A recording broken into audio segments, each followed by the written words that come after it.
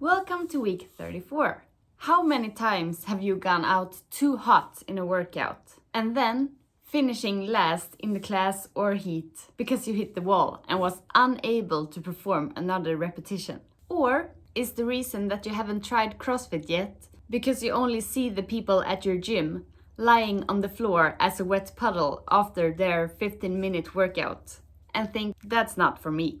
CrossFit is known for its high-intensity workouts, where many people max out and give their all. But is CrossFit equal to always pushing your limits in every single workout? Or how often should you train to failure? That will be the topic of today's video. But first, some weekly updates. I'm finally coming back to some ordinary training, although I'm still a bit scared to jump right back into my training program. So back to the drawing board for figuring out a new one. There are many strong opinions on CrossFit right now due to what happened at the CrossFit Games. But one can't argue that it's a great form of exercise. I'm currently re-hooked. It's a great feeling when you one day can hit a new PR in back squats. In my case, 4 sets of 3 reps at 97 kilograms or 214 pounds. With 100 kilograms as my current 1 rep max. Perhaps time to retest that. And then, with heavy legs the day after, go for a 13-kilometer long trail run in the rain. It gives you a nice satisfaction, feeling that you're capable. Not the best at anything, not the strongest nor the fastest, but pretty decent at everything. The same day I also went climbing with some friends to celebrate my boyfriend's birthday. And looking at the 2023 fittest woman on earth, Laura Horvath, who is a former climber, I can still say with confidence that it's beneficial for my CrossFit career. Like I mentioned in last week's video, I've been enjoying a whole lot more workouts lately. Definitely mood enhancing with all the endorphins, but it's also equal to higher intensity and higher risk of going to failure. Which leads us back to this week's topic. How often should you train to fail? Looking at a random person who trains CrossFit, it's easy to get the perception that CrossFit is equal to always train to fail. Like I said initially, CrossFit is primarily known for pushing limits. And I think that one reason why it has grown so much in popularity is because many of us gets hooked when we realize that we are capable of doing so much more than we believe ourselves. When we have the community cheering on us and when we are pushing ourselves harder because we're training alongside friends. And the endorphins are pretty addictive too. If you train 2 times a week and your goal is longevity and average health, it's actually great that you push each session to your absolute max, whether it's in a workout or a strength session. But training to failure results in an increased recovery time.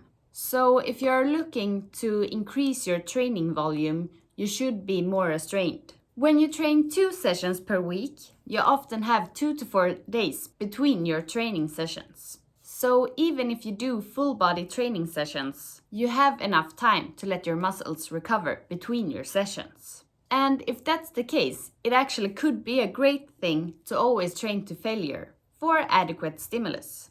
This is also the case if you perhaps split your sessions to upper body sessions and lower body sessions. So you, for instance, train upper body 2 times a week and lower body 2 times a week. CrossFit sessions, however, most often include the entire body. And with a training frequency that exceeds 3 sessions per week per muscle group, the guideline is actually to never train to failure. Many CrossFitters train 5 to 12 sessions per week. And then it's actually a terrible idea to always train to fail.